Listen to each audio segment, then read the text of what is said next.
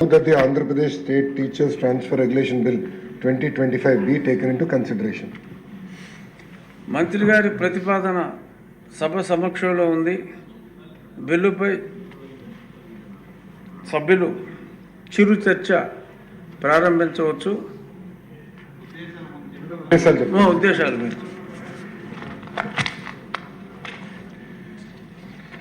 అధ్యక్ష, ఈ బిల్ ద్వారా ఒక చరిత్ర కూటమి ప్రభుత్వం చేయబోతుంది. అధ్యక్ష, సృష్టించబోతుంది. అధ్యక్ష, ఒక్కసారిగానే మనం గతంలో జరిగింది చూస్తే ట్రాన్స్ఫర్స్ విషయంలో ఆంధ్రప్రదేశ్ ఎడ్యుకేషన్ యాక్ట్ 1982లో లీగల్ అథారిటీ ఆనాడు కల్పిస్తాం జరిగింది.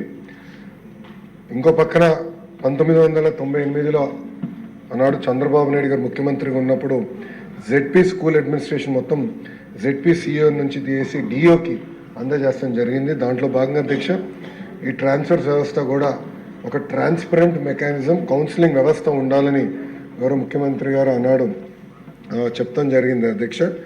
అంతేకాకుండా అధ్యక్ష 2012-15లో కూడా అనేక సంస్కరణలు తీసుకొచ్చాం. ఒక రెగ్యులేషన్ తీసుకొస్తాం జరిగింది అధ్యక్ష. పాయింట్ బేస్డ్ స్కోరింగ్ సిస్టమ్ ఆనాడు అమలు చేస్తాం జరిగింది. 2015లో web based online transfer counselling system తీసుకొస్తాం జరిగింది. 2017లో కంపల్సరీ ట్రాన్స్ఫర్ కూడా ఉపాధ్యాయులు ఎవరైతే 8 సంవత్సరాలు పూర్తి చేశారో, హెడ్ మాస్టర్స్ 5 సంవత్సరాలు వాళ్ళు పూర్తి చేశారో అది తీసుకొస్తాం. ఆ గైడ్ లైన్స్ కూడా తీసుకొచ్చి కంపల్సరీ ట్రాన్స్ఫర్ కూడా ఏర్పాటు చేస్తాం జరిగింది అధ్యక్ష. కానీ అధ్యక్ష ఒక్కసారిగా చూస్తే జిల్లా పరిషత్ స్కూల్స్ ఉన్నాయి, మండల పరిషత్ స్కూల్స్ ఉన్నాయి, మున్సిపల్ స్కూల్స్ ఉన్నాయి. సో వాళ్ళకి ఓన్ గైడ్ లైన్స్ ప్రకారం ఇదంతా జరుగుతూ ఉంది. గతంలో చూస్తే అనేక కోర్టు కేసులు కూడా దీనిపైన వస్తాం జరిగింది. మళ్ళీ కంటెంప్ట్ ఆఫ్ కోర్టు కూడా అవుతాం జరిగింది అధ్యక్ష. అందుకే ఒక యూనిఫైడ్ యాక్ట్ తీసుకొస్తే బాగుంటుంది ఆలోచనతో ఈ ప్రతిపాదన పెడతాం జరిగింది అధ్యక్ష. ప్రత్యేకంగా చూస్తే గత ప్రభుత్వంలో మీరు కానీ చూస్తే అడ్డగోలుగా ట్రాన్స్ఫర్లు చేశారు, వాళ్ళు ఇష్టరాజ్యంగా చేశారు, ఎక్కడ ఒక పద్ధతులు పాటించకుండా చేశారు అధ్యక్ష. అంతేకాదు అధ్యక్ష ఎలక్షన్ టైంలో అధ్యక్ష బ్యాన్ పీరియడ్లో కూడా 1100 మంది ఉపాధ్యాయుల్ని ఏకపక్షంగా ట్రాన్స్ఫర్ చేశారు.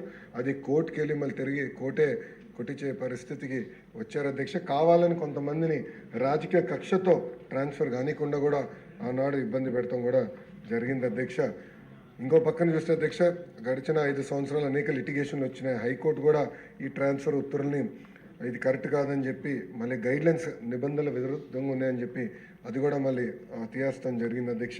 అనేకసార్లు కోర్టు కూడా ఇంటర్వ్యూన్ అయ్యి ఈ ట్రాన్స్ఫర్లో ఇబ్బంది పెడతాం జరిగింది అధ్యక్ష. సో మా కుటుంబ ప్రభుత్వ ఆలోచన ఏంటంటే ఒక యాక్ట్ తీసుకొద్దాం, ఒక లీగల్ అథారిటీ స్టెబిలిటీ ఉపాధ్యాయుల ట్రాన్స్ఫర్లో అవసరం అనేది ఒక ఆలోచనతో వచ్చాం అధ్యక్ష. అంతేకాకుండా ఎక్స్టర్నల్ ఇన్ఫ్లుయెన్స్ తగ్గించి ఎక్కువ ఉపాధ్యాయులు చదువులు చెప్పాలి, ఆ పవిత్రమైన బాధ్యత వాళ్ళకి అప్పగించాలన్న ఆలోచనలో మన ప్రభుత్వం ఉంది అధ్యక్ష. అంతేకాకుండా ఒక ట్రాన్స్పరెన్సీ అకౌంటబిలిటీ ఈ ఆన్లైన్ ద్వారా తీసుకొద్దాం అనేది ఒక ఆలోచన పెట్టుకున్నాం. ఇంకో పక్కన ఒక గ్రీవెన్స్ రిడ్రెసల్ మెకానిజం కూడా దీంట్లో పొందుపరచడం జరిగింది. ఇంకో పక్కన ఇది గైడ్ లైన్స్ ఏదైతే ఉందో అది ఎఫెక్టివ్గా ఏర్పాటు చేయాలనే లక్ష్యంతో మన ప్రభుత్వం ఉంది అధ్యక్ష. గతంలో గైడ్ లైన్స్ అనేది ఉన్నప్పుడు ఏంటంటే లీగల్గా అది వీక్గా ఉండేది అధ్యక్ష. ఇప్పుడు టీచర్ ట్రాన్స్ఫర్ యాక్ట్ వస్తే అది బలంగా ఉంటుంది. ఇంకా స్టెబిలిటీ అనేది ఒకటి ఏర్పడుతుంది. ఎన్ఫోర్సబిలిటీ 100% చేయొచ్చు. ఇంకా ఉపాధ్యాయులు కూడా ట్రాన్స్పరెంట్ మెకానిజం కింద వాళ్ళ సీనియారిటీ ఏంటి, రేపు భవిష్యత్తులో ఎక్కడికి వెళ్ళొచ్చు కూడా వాళ్ళకి తెలిసే పరిస్థితి తీసుకొచ్చేదానికి ఇది చేస్తామని జరిగింది అధ్యక్ష. గత ప్రభుత్వంలాగా ఏకపక్షంగా ఎలాంటి చట్టాలు ఈ కూటమి ప్రభుత్వం చేయట్లేదు అధ్యక్ష. ఒక సంస్కరణ తీసుకురావాలంటే 1 కాదు 2 కాదు 10 సార్లు సంఘాలతో కూర్చుంటున్నాం, ఉపాధ్యాయులతో కూర్చుంటున్నాం, ప్రజాప్రతినిధులతో కూర్చున్న తర్వాతనే ఈ నిర్ణయాలు తీసుకుంటాం జరుగుతుంది అధ్యక్ష. ఒకసారి చూస్తే 2024 ఎన్నికల్లో ఆగస్ట్ నుంచి ఈ ప్రక్రియ ప్రారంభించాం.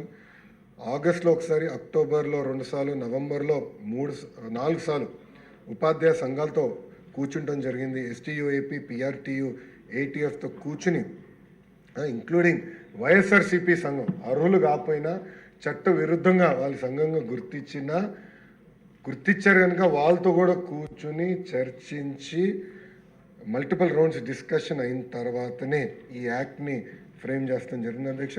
దాంట్లో స్పష్టంగా ట్రాన్స్ఫర్ గైడ్ లైన్స్ కూడా పెడతాం జరిగింది. ప్రిఫరెన్షియల్ కేటగిరీస్, స్పెషల్ పాయింట్స్ కూడా ఏర్పాటు చేస్తాం జరిగింది. ఇంకా జియో 117 ఎటుగో విత్డ్రా చేయాలని మా కూటమి ప్రభుత్వం నిర్ణయం తీసుకుని కనుక ప్రత్యామ్నాయం తీసుకొచ్చి తర్వాత ఇది అమలు చేద్దాం అనుకున్నాం.